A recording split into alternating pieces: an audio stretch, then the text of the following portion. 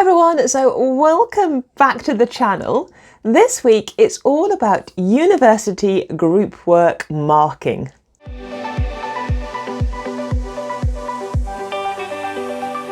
Hey, if you're new, welcome to our academic space here on YouTube. I'm Caroline, I'm a university lecturer here in the UK and I specialise in physics. So I teach, research and do admin duties in my physics department as well. Today I thought we could look at marking strategies associated with student group working. So maybe you've had to work in a group as a student, maybe you've got group work going on in your module right now. At the moment I teach a third year BSc module and I also teach a master's level module. And both of those modules actually have group work components as part of the course. And I thought it'd be quite interesting to have a look at the different marking strategies that we're using and maybe, the benefits of using them and maybe some of the challenges or limitations.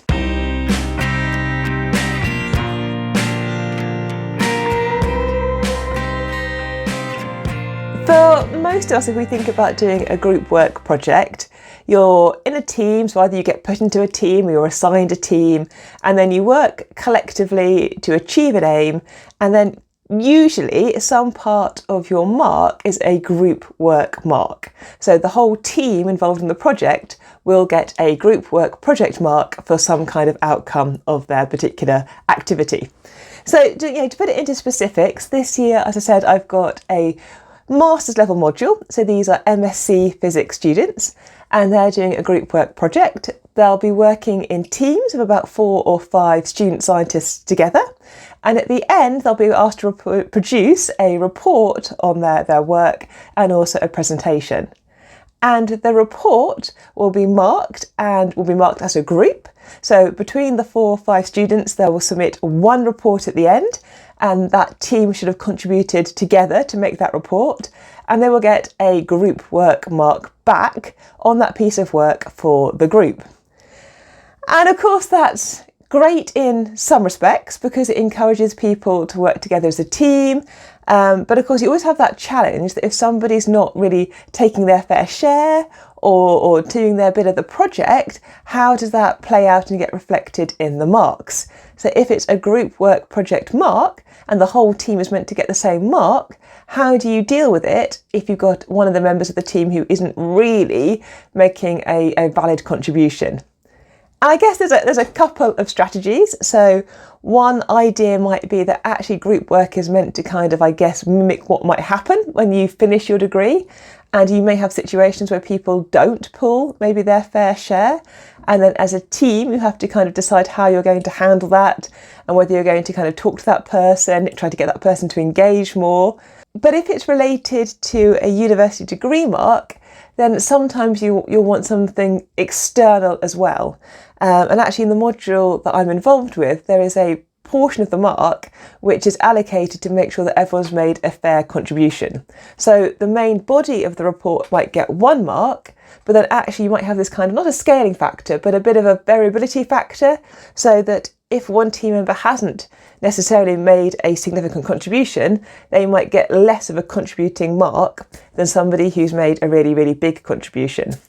And sometimes when you're doing these group work projects, you ask the students to keep a minutes record or an agenda record. And that lets you, as the academic, look in and see, okay, who's being the chair, who's taking the minutes, who's doing what actions. So you get a feel of how the group is functioning as a team. Now, of course, there is a different way of doing group work. You can have a team of students working together on a project and they might get individually marked.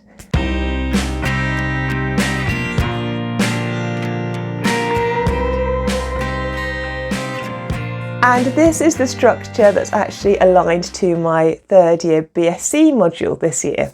So the students are working together, they're working together on a particular project, but at the end of it, their reports are individual reports. So they're each going to look at the project, reflect on whether, they met their objectives, how did the actual activity they were doing turn out, have they got their learning outcomes, what can they evaluate from the project, and they do that individually.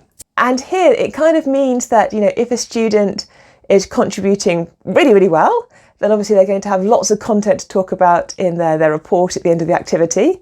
And if you've got a student who maybe is deciding not to engage with that process as much, maybe that will naturally be reflected in their report.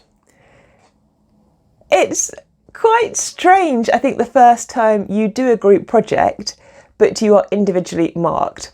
So, several years back, I took the Fellowship in Higher Education training, and as part of that, one of those modules, I had to work with some academic colleagues across the university and design a new module. And then we had to critique that module. So what were the good parts of the module? What would be the challenges with teaching that module? How was the assessment structure, etc. And that critique was individual. So it was one of those kind of module exercises where we worked as a team and we needed the strengths of the individual academics to help us develop and kind of formulate this module. But then actually all the marks for that piece of work were individual marks, and they were based on our own personal assessments and evaluations of the particular module we'd created. And so, I was explaining this to my third year BSc students and saying, I've been through this process where you're working as a group on something, but you're getting individually marked. And I think, it's just a case of explaining to people potentially how that's going to work and, why your reports might be different. You can work on the same activity, but actually you'll have different insights and opinions on that particular outcome, which will be reflected in your individual reports.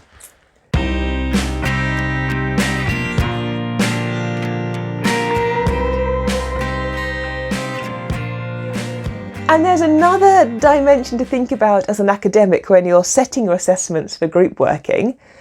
And that's the challenge of if somebody requires extenuating circumstances or needs to be able to take that examination in some kind of late assessment period that's not the main assessment period associated with that module.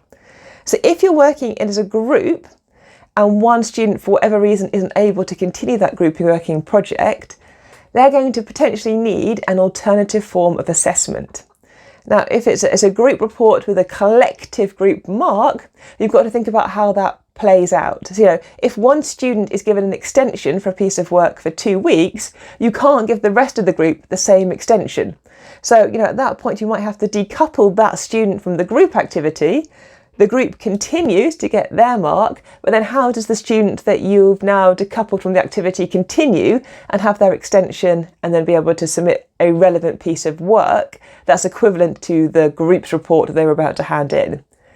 And again, I've had this happen and I've had experience of this. It's easier sometimes if that split happens, later in the semester. So if the student says maybe, towards the end of the semester, I need the extension now, then the main team can keep writing their report as is. And maybe the student has to submit a separate report, maybe on a smaller fraction of the group work at some later period. And of course, if you're working individually, maybe then that's a little bit easier to accommodate. So if you're working as a group collectively on something, but your reports are all individual, then if somebody needs an extra 2-week period to complete the work, or 3 weeks, whatever your university's granted them, then that actually can kind of more naturally happen because the group work has been completed and now they've just got a bit longer to write up their individual report. And of course, you might have the situation where somebody needs to have time at the start and they're not going to be able to finish their piece of work until maybe the next assessment period. And again, you've got to factor in how that's going to play with the group work dynamic. So group work marking at university is an interesting assessment challenge. It's an interesting thing that we try to set our students to do, but then need to make sure we've got fair policies for how we're assessing our students. And I think key to all of this is to communicate our expectations and what the activity entails and how the unit of assessment is going to be marked, and articulate that really clearly to our students. So if they are in a group, they know how they're going to be assessed and whether that group is going to be assessed as a group or whether they're going to be assessed on individual reflections on the piece of group work. It's quite tricky to talk about it without going around in circles using the same words of group and individuals. But yeah, let me know in the comments, are you involved in a group work module? Have you been in a group work module? Did you think that the process of assessment was fair, or was it frustrating how the marks were allocated? Let me know your thoughts about group work. Do you think group work is a great thing and that students should do more of it? Or do you think actually, maybe we should be doing less group work at academic standards at a university level? Leave me a note in the comments. If you're new around here, please do think about hitting subscribe. We are a free space every Monday where I pop up and talk about a different academic or scholarly related video. Let me know about your thoughts on group work. Thank you so much for all the lovely comments. Please do keep them coming in. I hope you have a really good week. Look after yourselves, and I'll see you next Monday. Bye.